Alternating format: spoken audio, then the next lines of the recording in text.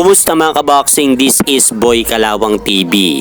So matapos nga po ang sunod-sunod na dumating na mga problema kay former 3 Division World Champion John Riel Casimero, ay parang wala lang po ito para sa kanya dahil muling binanata na naman pumuli nito ang kasalukuyan ngayong undisputed World Super Bantamweight Champion na Oya Inoue sa kanyang social media account kahapon dahil ipinost ni former 3 Division World Champion John Riel Casimero sa kanyang Cuadro Alas It's My Boy account ang larawan na hinahabol nito ang tinaguri ang monster ng Japan na sina Oya Inoue, at may nakalagay pa nga po sa caption mga idol na Run Turtle. At dahil sa ipinost na larawan na yan ni John Riel Casimero kahapon sa kanyang social media account, umani nga po yan mga idol ng mahigit 6,000 reaksyon sa mga Pilipino boxing fans. At dahil sa larawan na yan mga idol, may nagkomento pa nga po na solid supporters ni Cuadro Alas at sinabi nito na parang marathon na yata ang labanan nyo, Cuadro Alas It's My Boy, sabay tawa. Pati takbuhan idol, parang tatalunin ka makarating sa finish line.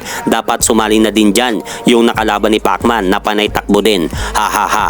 At sa kabilang balita naman mga idol, may negosyasyon na po daw namumuo sa pagitan ni IBF World Welterweight Champion Jaron Boots Ennis at undefeated welterweight prospect at bata mismo ni Golden Boy Promotion Oscar De La Hoya na si knockout artist Vergil Ortiz. Dahil ayon po sa nakalap nating balita mga idol, plano nga pong isagawa ang labanan na yan sa susunod na taong 2025 sa buwan ng February 22. Kaya magandang laban nga po yan mga idol kapag natuloy. At sa kabilang banda naman, ayon po sa kakapasok lang na balita, ang laban ng Shakur Stevenson versus William Cameron Cepeda ay hindi na po daw matutuloy sa February 22 dahil nagkaroon po daw ng injury sa kamay itong si William Cepeda matapos ang laban nito nung nakaraan kay Tevin Farmer, kung saan nahirapan nga po si William Cepeda sa laban na yan. At hanggang dito na lang po muna ang aking update sa mga aganapan sa mundo ng boxing. At syempre mga idol, huwag nyo rin pong kalimutan, pakisuportahan nyo naman po muna ang ating munting channel.